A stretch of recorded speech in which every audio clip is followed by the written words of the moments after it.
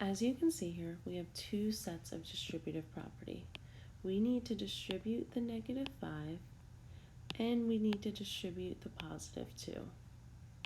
When I distribute the -5, I get -20x plus 10, and when I distribute the 2, I get +6 plus 12x, and all of that is equal to 0.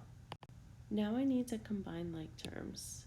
So I can put together -20x and +12, which is going to give us -8x.